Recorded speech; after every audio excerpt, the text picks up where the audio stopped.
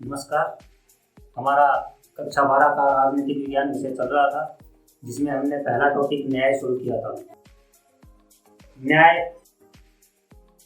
न्याय में हमने न्याय की परिभाषा और प्लेटो का न्याय सिद्धांत देख लिया था।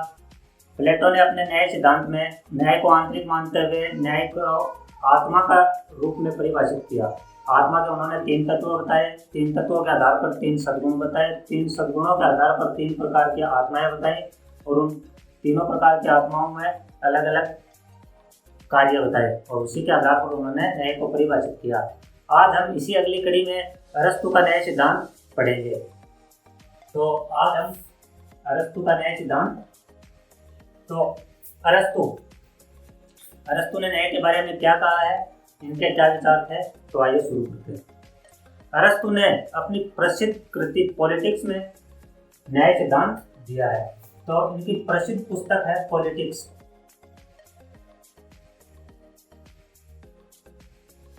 इन्होंने पॉलिटिक्स में अपने जो न्याय संबंधित विचार हैं वो दिए हैं और यह अरस्तु के शिष्य थे। प्लेटो के शिष्य थे। अरस्तु हैं वो प्लेटो के शिष्य थे और इनका जो न्याय सिद्धांत है वह प्लेटो के सिद्धांत से बिल्कुल विपरीत है। यह शिष्य तो थे प्लेटो के, लेकिन प्लेटो से इनके सिद्धांत का कोई भी वास्ता नहीं है, बिल्कुल विपरीत है। प्लेटो का जो सिद्धांत था उससे ठीक विपरीत है। इन्होंने जो अपने न्याय के ऊपर विचार दिए वो प्लेटो से बिल्कुल विपरीत दिए। प्लेटो जहाँ न्याय को आंतरिक मानता था, प्लेटो ने न्याय को आंतरिक माना था, तो इसके ठीक विपरीत इन्होंने क्या माना है, न्याय को बाह्य माना है। मतलब इसके बाह्य स्वरूप को अपनाया है और प्लेटो ने क्या था, आंतरिक स्वरूप को अपनाया था। तो यह हो गई हमारी सामान्य सी जानकारी कि जो अरस्तु थे वो प्लेटो के शिष्य थे और इन्होंने प्लेटो से ठीक विपरीत अपने सिद्धांत दिए हैं। और अरस्तु ने अपना न्याय सिद्धांत पॉलिटिक्स नामक पुस्तक है इनकी, उसमें दिए। ठीक है। प्लेटो न्याय को इस पुस्तक में 2 प्रकार बताता है। जो पॉलिटिक्स पुस्तक है उसमें अरस्तु न्याय के 2 रूप बताता है। पहला बताता है वितरणात्मक न्याय और दूसरा बताता है सुधारात्मक न्याय।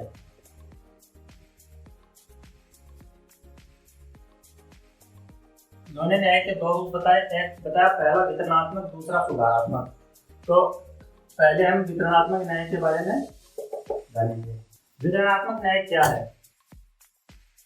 अरस्तु के अनुसार पदों, लाभों या संसाधनों का समान आनुपातिक समानता के आधार पर वितरण क्या है, न्याय है। तो अरस्तु ने वितरणात्मक न्याय को क्या बताया कि जो पद है, लाभ है या जो संसाधन है समाज के अंदर, उनका आनुपातिक समानता के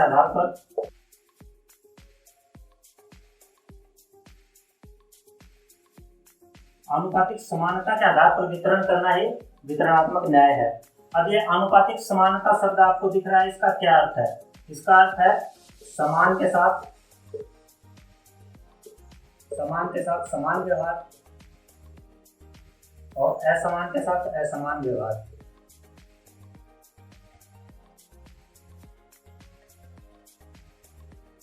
तो सबसे पहले तो एक बार फिर देखें आप, वितरणात्मक न्याय अरस्तु के अनुसार क्या है। तो अरस्तु ने जो वितरणात्मक न्याय है उसके बारे में बताया कि समाज में पद, लाभ या किसी भी संसाधन का जो वितरण है वह आनुपातिक समानता के आधार पर किया जाना चाहिए। अब जो आनुपातिक समानता है उसका अर्थ है समान के साथ समान व्यवहार या असमान के साथ असमान व्यवहार। इसको हम इस प्रकार से एक उदाहरण से समझ सकते हैं। जैसे आपको 10 विद्यार्थी हैं आपकी क्लास में और आपको एक प्रश्न दिया गया कि अरस्तु की पुस्तक का क्या नाम है। आपको 4 ऑप्शन दिए गए, इनमें से एक ऑप्शन था पॉलिटिक्स। ठीक है। और इसका यह सही जवाब था इस उत्तर प्रश्न का, तो इसका 1 नंबर है। अब इन 10 विद्यार्थियों में से 5 ने इसका सही जवाब दिया और 5 ने गलत जवाब दिया। ठीक है। अब इन पांचों को क्या है कि एक एक नंबर दिया जाएगा और इनको 0 नंबर दिया जाएगा क्योंकि इन्होंने गलत जवाब दिया है। तो ये क्या हो गए, ये पांचों समान हो गए क्योंकि इन्होंने सही जवाब दिया है। तो इनको इस सही जवाब का क्या लाभ मिला, सभी को 1-1 नंबर मिला। और ये पांचों भी समान है क्योंकि इन्होंने गलत जवाब दिया और इनको 0 नंबर दिया गया। लेकिन समान के साथ समान व्यवहार तो हो गया कि 5 थे, पांचों ने सही दिया, बिल्कुल समान थे, 1-1 नंबर दिया। ये पांचों भी समान थे, गलत जवाब दिया, पांचों को 0 नंबर दिया। तो समान के साथ समान व्यवहार हो गया। लेकिन असमान के साथ समान व्यवहार क्या है, यह दोनों असमान है आपस में, यह सही है, यह गलत है, असमान हो गए। अब इनको क्या है, असमान है तो असमान ही व्यवहार किया जा रहा है। इनको 1 नंबर दिया जा रहा है सही का, इनका 0 नंबर दिया जा रहा है। तो आनुपातिक समानता क्या है, समान के साथ समान व्यवहार और असमान के साथ असमान व्यवहार। आप इस उदाहरण से समझ गए होंगे। तो इस प्रकार से अरस्तु ने जो न्याय सिद्धांत दिया उसमें उन्होंने क्या कहा कि समाज में पद, लाभ, संसाधन आदि का, पद, लाभ, संसाधन आदि का आनुपातिक। तो अरस्तु ने जो न्याय की परिभाषा दी वो क्या थी, पद, लाभ या संसाधन आदि का आनुपातिक समानता के आधार पर वितरण ही वितरणात्मक न्याय है। तो एक बार फिर से देख लीजिए, अरस्तु ने परिभाषा देते हुए कहा कि पद, लाभ या संसाधन आदि का आनुपातिक समानता के आधार पर वितरण ही क्या है, अनुपात वितरणात्मक न्याय है। तो इस प्रकार से आपको समझ में आ गया होगा कि वितरणात्मक न्याय क्या है। एक इन्होंने और आगे क्या कहा कि शासन संचालन का कार्य, एक बार आप ये देख लीजिए कि इनका वितरण, पद, लाभ या संसाधनों का वितरण का आधार क्या होगा, किस आधार पर इनको पद, लाभ या संसाधनों का वितरण किया जाएगा, तो उसका आधार उन्होंने योग्यता को माना। ध्यान दीजिए, अरस्तु का न्याय सिद्धांत, अरस्तु कहता है पद, लाभ या संसाधन आदि का आनुपातिक समानता के आधार पर वितरण करना चाहिए, लेकिन वितरण का आधार क्या होगा, योग्यता होगा। जिसकी जितनी योग्यता है उसी आधार में उसको पद या लाभ का हिस्सा दिया जाएगा। समाज में किसी भी प्रकार का भेदभाव नहीं किया जाएगा, जिसमें जितनी योग्यता होगी उसे उसी अनुपात में दिया जाएगा।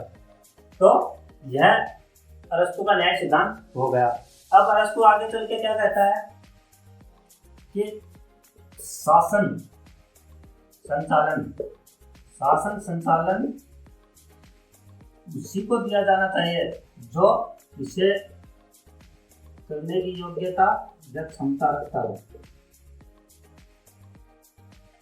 कि शासन संचालन का जो कार्य है वह किसी विशेष व्यक्ति को ना दिया जाए, जैसे राजा का बेटा राजा बने, यह जरूरी नहीं है।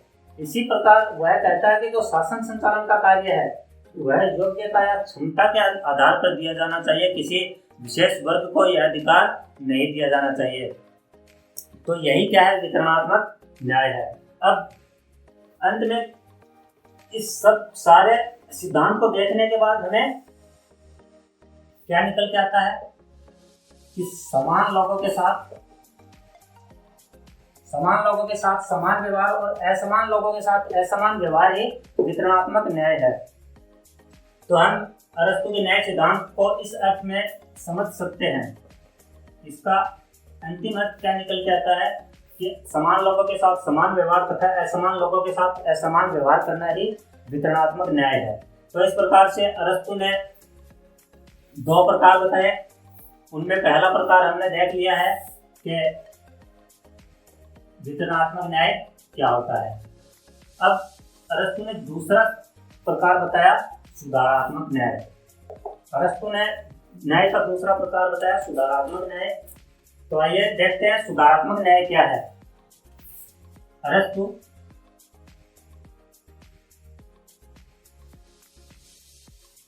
कहता है कि सुधारात्मक न्याय एक व्यक्ति द्वारा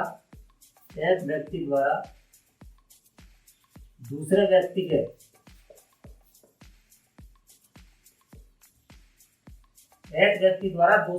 के अधिकारों का हनन। ध्यान दीजिए, सुधारात्मक न्याय। अरस्तु कहता है कि एक व्यक्ति द्वारा दूसरे व्यक्ति के अधिकारों का हनन ना करना ये क्या है? सुधारात्मक न्याय है। अर्थात समाज में जो हम नागरिक रहते हैं उनका एक व्यक्ति द्वारा दूसरे व्यक्ति का हनन ना करे, वह किसी भी प्रकार से या उनके जो अधिकार दिए गए हैं उनके अधिकारों को किसी भी प्रकार से नुकसान ना पहुंचाए, यही क्या है? सुधारात्मक न्याय है। ठीक है, तो अरस्तु जो न्याय का दूसरा प्रकार बताता है वह बताता है कि समाज में जो व्यक्ति रहते हैं उन्हें आपस में जो व्यवहार करते हैं उस व्यवहार से एक दूसरे व्यक्ति के अधिकारों का हनन ना हो, बस यही क्या है? सुधारात्मक न्याय है। इसे और हम इस प्रकार से समझ सकते हैं कि जो राज्य है, राज्य द्वारा ऐसे नियम या कानून बना देने चाहिए जो व्यक्ति के व्यवहार या आपसी लेन देन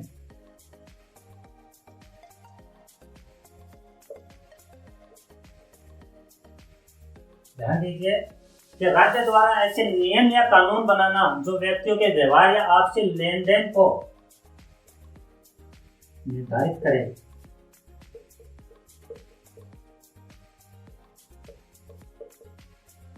करे, वही क्या है? सुधारात्मक न्याय है। मतलब राज्य द्वारा व्यक्तियों के आपसी लेन देन या व्यवहार के लिए कुछ नियम या कानून बना दे जिससे एक दूसरे व्यक्ति के अधिकारों का हनन ना हो, वही सुधारात्मक न्याय है। राज्य यह भी निश्चित करे कि जो वितरणात्मक न्याय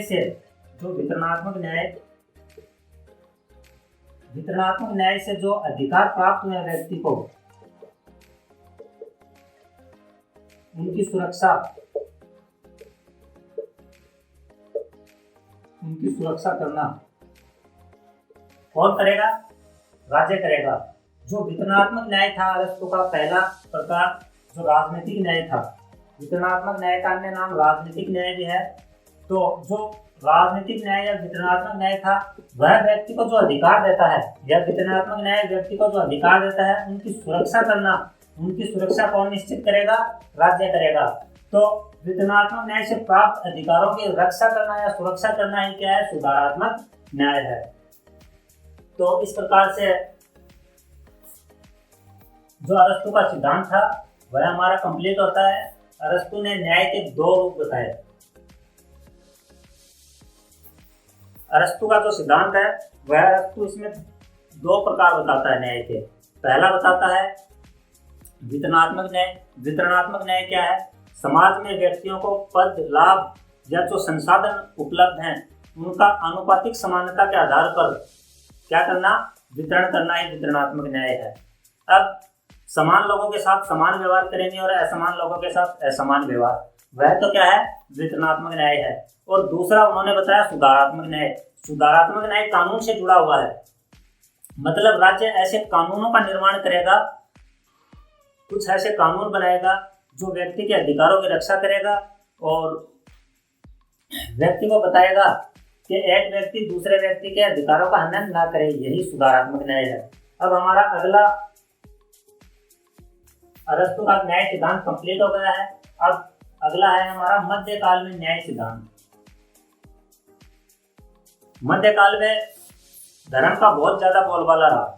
मतलब मध्यकाल में धर्म को बहुत महत्वपूर्ण स्थान दिया गया और धर्म को ही आधार मानते हुए क्या किया गया? न्याय की परिभाषाएं दी गई। तो सबसे पहले तो मध्यकाल में धर्म का बहुत ज्यादा बोलबाला था और धर्म को आधार मानकर ही न्याय की परिभाषाएं दी गई। तो मध्यकाल में धर्म का पालन करना ही न्याय माना गया।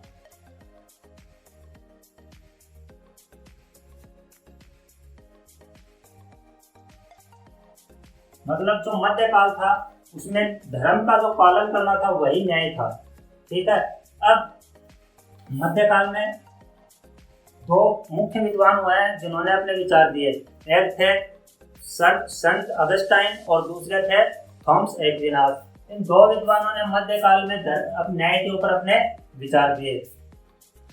तो दो विद्वान हुए हैं, पहला था संत ऑगस्टाइन और एक हुए हैं थॉमस एक्विनास।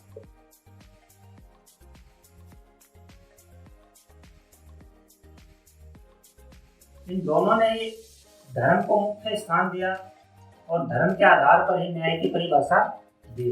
तो आइए अब देखते हैं इन दोनों ने अपने क्या विचार दिए न्याय के ऊपर। पहले है संत अगस्टाइन। संत अगस्टाइन की पुस्तक है द सिटी ऑफ गॉड।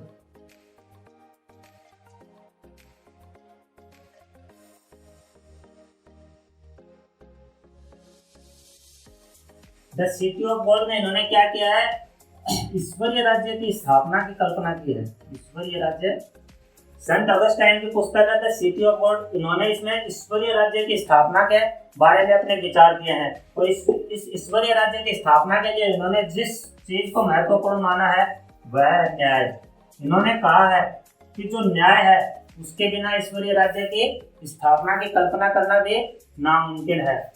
न्याय ईश्वरीय राज्य के लिए अति आवश्यक चीज मानी है इन्होंने, और इसे अति आवश्यक मानते हुए अगस्टाइन ने क्या परिभाषा दी है कि बिना न्याय के राज्य मात्र चोर और डाकुओं। तो उन्होंने संत अगस्टाइन ने द सिटी ऑफ गॉड में ईश्वरीय राज्य की कल्पना की। ईश्वरीय राज्य के लिए न्याय को बहुत ही महत्वपूर्ण चीज माना। बिना न्याय के ईश्वरीय राज्य की स्थापना करना नामुमकिन माना। और उन्होंने परिभाषा दी कि बिना न्याय के राज्य मात्र चोर और डाकुओं के झुंड मात्र हैं। बिना न्याय के राज्य चोर और डाकुओं के झुंड मात्र हैं। तो इन्होंने संत अगस्टाइन ने यह परिभाषा दी और न्याय को ईश्वरीय राज्य की स्थापना के लिए अपरिहार्य माना या बहुत ही आवश्यक माना। अब दूसरे हमारे आते हैं संत थॉमस एक्विनास। थॉमस एक्विनास की पुस्तक है थूमा थियोलॉजिका। थॉमस एक्विनास की जो पुस्तक है वह थूमा थियोलॉजिका।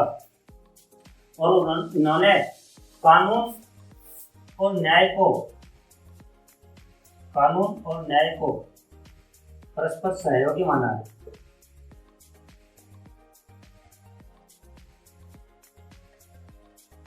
तो जो थॉमस एक्विनास है उन्होंने अपनी पुस्तक सुमा थियोलॉजिका में न्याय से संबंधित विचार दिए और उन्होंने कानून और न्याय को एक दूसरे का सहयोगी माना। मतलब कानून और न्याय एक दूसरे से पूरी तरह से जुड़े हुए हैं और उन्होंने इसे मानते हुए परिभाषा दी। आप ध्यान दीजिए, जो थॉमस एक्विनास हैं उन्होंने जो न्याय की परिभाषा दी, उन्होंने बताया कि न्याय एक सुव्यवस्थित और अनुशासित जीवन तथा इन कर्तव्यों का पालन करने से है जिनकी मांग व्यवस्था करती है। व्यवस्था क्या है? राज्य। हम इसका अर्थ राज्य से भी लगा सकते हैं कि राज्य ऐसी मांग करता है जिसमें न्याय एक सुव्यवस्थित और अनुशासित जीवन हो तथा इन कर्तव्यों का पालन करने का जिम्मा लेता हो, वही क्या है? न्याय है। न्याय एक सुव्यवस्थित और अनुशासित जीवन है। या हम यहाँ जीवन का प्रक्रिया से ले सकते हैं कि न्याय के लिए सुव्यवस्थित और अनुशासित प्रक्रिया होनी चाहिए और जो व्यक्ति के कर्तव्य होते हैं उनका पालन करना चाहिए। यही क्या है? न्याय है। और इसकी मांग कौन करता है? व्यवस्था करती है। ठीक है। एक्विनास समानता, न्याय के लिए समानता को बहुत जरूरी मानता है। बिना समानता के न्याय की स्थापना नहीं हो सकती, ऐसा थॉमस एक्विनास का मानना है। तो आज हमने अरस्तु और जो मध्यकाल के न्याय विचार थे उनका अध्ययन किया है। अब हमारे दो सिद्धांत और बचे हैं, आधुनिक काल और उसी में है जॉन रॉल्स का न्याय सिद्धांत जो हमारे सिलेबस में है। उसके बाद हम न्याय के रूप पढ़ेंगे। 2 या 3 क्लास में हमारा यह तो पूरा टॉपिक हो जाएगा जो न्याय है। उसके बाद हम नया टॉपिक शुरू करेंगे। धन्यवाद।